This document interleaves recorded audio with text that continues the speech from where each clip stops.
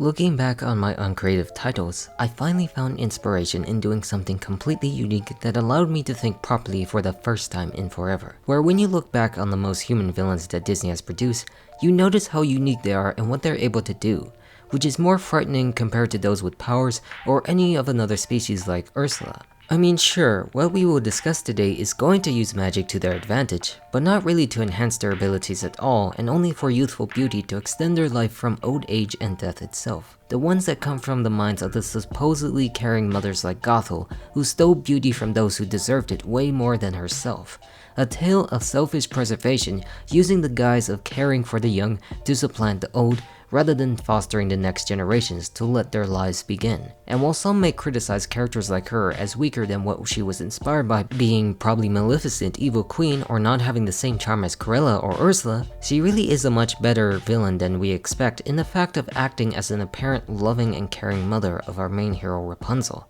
A gaslighter at best who tries to keep her charms in check for her own personal desires rather than her apparent kind of adopted daughter in that way. So when you think of those very qualities of a character, you recognize how she is a fantastic Disney villain that capped off all this traditional era with the newer 3D styles that they started to use. One that Tango was known for best in ushering, to appreciate what was to date the last actual quality of Disney villain, until of course they tried to seemingly do that with the pathetic Magnifico came back and attempted to call back to that very past, but also failed miserably. Where you can't really stress enough how good it is to call something out like this in our life, if it is or isn't from people you're related to, or if you've grown up with certain conditions, to learn to respect each other as individuals, letting go as they were so destined. All of these manipulative traits that come from Gothel are just so very real to life, and what makes her a perfect villain without adding too much to it. To reaffirm similar evils that I've mentioned before in terms of Frollo and Gaston as completely human, but also having the ability to mess with people's minds to believe or think the world is one way for many years. That nothing is more powerful or dangerous than a human's own instinct to think for themselves,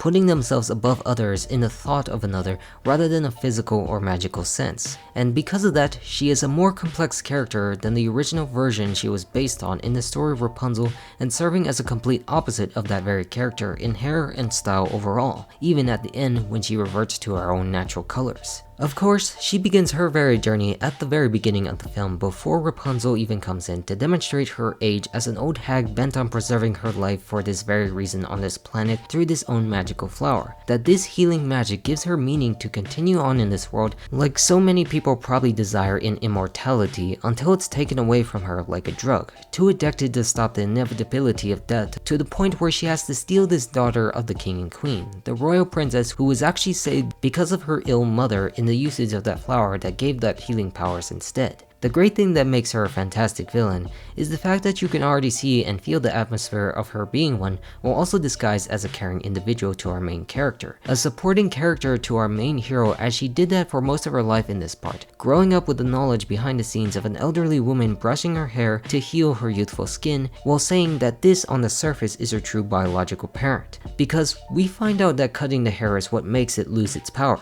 not attached to the person who is a part of that now, who is gifted this very ability. Where, because we know she has to take this kind of drug the flower provides to continue her existence, we find that she needs to steal this for herself, that they need this element, this person to attach themselves on because it still gives them that meaning. This is what creates the ultimate journey for Rapunzel in the quest of finding when will her life begin, living each day seeing the lights release on her birthday, not knowing what it means, but willfully accepting what Mother Gothel has said to her each day to keep her under this control. Like anytime she asks a question, it's immediately shut down by her constant peppering of fear of anything that the world has to offer. Protection, because many people would probably want that very power. Truths that do exist in the real world, but manipulated and twisted in ways that make them feel overblown to what real life does have to offer too. It is through love itself that this happens. Thinly veiled love in the case of a villain that allows Rapunzel to remain in this very tower. We can also see how bad this really is when she secretly insults her by saying that there's a beautiful woman in the mirror, but actually referring to herself and then saying that she's there too, but disguising that as a joke, secretly berating her own daughter. Well, actually not her daughter, but you get what I mean. Where her main goal is about having and finding ways to keep her off the topic and thinking about stepping out of the tower, the freedom that is going to kill her life, so she can't allow that to happen even though she is attempting to discuss it at every turn by this rush attitude and what was shown in the very first song. It's pretty genius for them to show you this because of how close she attaches herself to her hair. One where you might think that she loves her dearly, holding herself to a part of a person,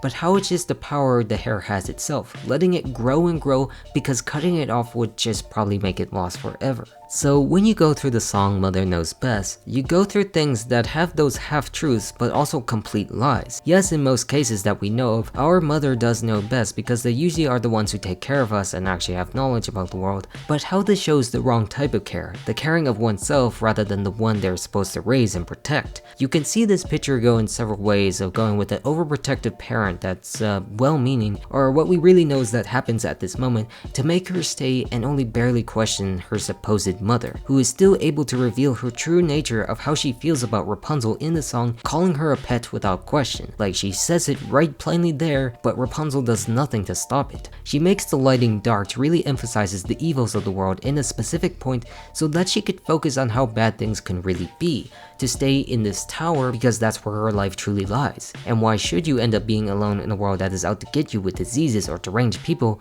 when you can stay in the comfort and safety within the presence of someone who apparently loves you? That is the logical choice for people like this. Or what we can also say, the best and only choice for her at this point to survive, but actually the worst one for her to live. Again, talking about the point of when will her life begin. The chance she is given when she decides to go out to give Rapunzel something later, and when Flynn actually enters the picture, but then also agrees to help later on to get Rapunzel out in the world and get his satchel back with the tiara he stole, just so she could see the floating lanterns above all. And when she steps outside the tower for the first time, you see how conflicted she is. Yes, she's happy she gets to experience life itself, the ground, and all that the earth has to offer, but also conflicted as a result of all the things Mother Gothel did to her, feeling if she should be doing this or would ultimately disappoint her own mother in the process, and what would actually happen then. Freedom compared to safety, where when you finally see her come back, you can see her whole world come crashing down. Not for the fact that she's missing, yes that is a factor,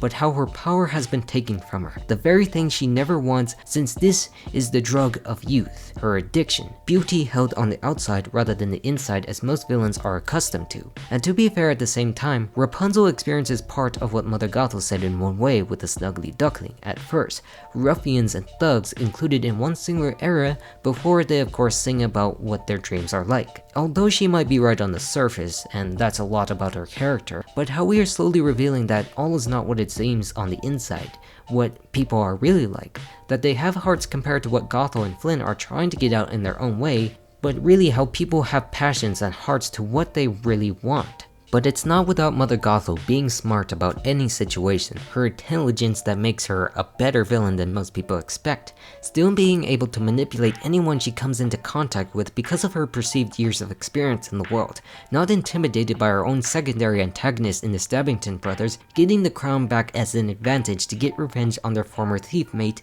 when she discovered where they were headed. A very smart villain who always manages to cover all her bases, using anyone to their advantage if a situation is fit. It's not just about manipulating and gaslighting her own adopted daughter, our hero, but the world around them to bend that to their own control. So when she finds out where she is, she goes back into the same mode as earlier in the gaslighting tower to convince her otherwise to stay. That if she thinks she is wise enough to how Eugene actually feels about her or the world itself, then she should actually show him the certain things you knew they were after at the very beginning that jump-started this very journey. Where she exclaims she is just too naive to understand anything about the world, convince her that anything she has is a crazy thought that never should exist, the things that tear people down because they do not want to hear that they are wrong. And you also may have noticed how quickly some of her hairs have grayed. Not enough, that is to say, very noticeably different in the eyes of Rapunzel, but to a point where you see how much she needs her in her life. And because of that, these methods have to keep getting blasted in her ear before she's allowed to say a single word.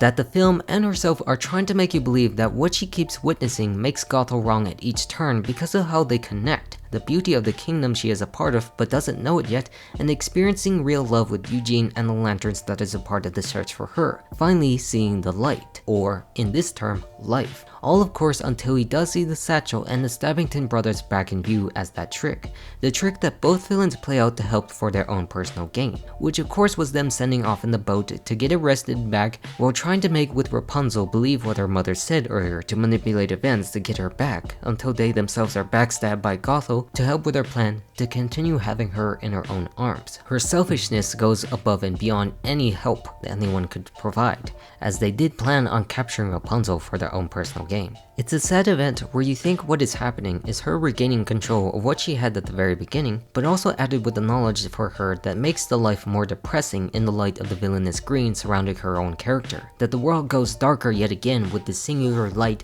that tells her she's in the embrace of the enemy. That because he's gone from the picture, not knowing what was right and wrong, her emotions aim towards that safety net that had been created by Gothel all along. The familiarity of dealing with what you know rather than what she experienced, until she takes those very experiences and finally sees the truth that she was the lost princess, finally able to break free of what she's been doing this entire time. Everything that has been done that broke the hearts of the people, the king and queen, was just all from her, and she's finally able to see that light as well. The song isn't just about that love that she finally sees, it's about the world and the truth around them, the truth of the bad aspects of the world that comes from her own mother all along, or not her own mother now that she sees it. That she finally sees what was taught to her in terms of people using her for their own personal gain was just her instead all along. It is the part that is the most satisfying because we are seeing herself free from that control, where nothing Gothel says that sounds reasonable or supposedly loving affects her at all anymore,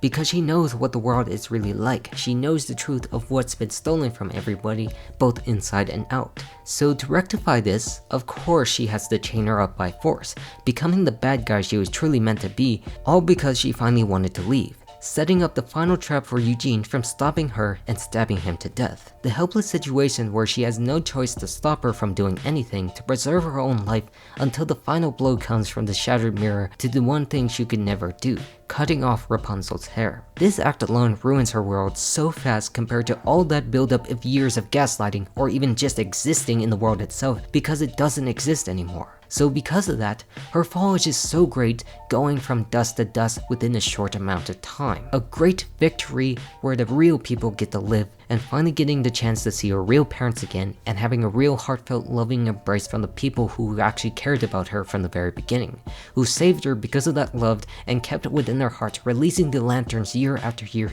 that glowed bright compared to what darkness Gothel always hid inside. Mother Gothel is an example of real villains joining in a class of humans who use anything to their advantage to get their way. Gaslighters who think they have control of others, but not for long when the truth eventually reveals itself, helping others to break free of that cycle, if it's good or bad in terms of anything that happens in their lives. It's kind of funny to know that what she pulled off was the act of acting, appearing theatrical only for the gain of her own beauty, one that fits the vein of what the Evil Queen started long ago with the first Disney film up to the 50th Disney film with this, teaching facts that the world is a dark, selfish, and cruel place because that's what she was inside. What was gained to be hers and taught to a pet of her own making was the true part of where the darkness of the world really lied, in the most basic looking individuals that have nothing else to grasp but the pure wit. The truth of where perception really actually beholds itself, not really affecting the world through massive chains of physical, magical, or spiritual events, but through the words of power that makes someone feel different about something. That those who are abusive will never win in life, and it's only a short time before those fall becomes great. And that is the greater lesson all need to learn about anyone of any type. And I'm all done. Goodbye.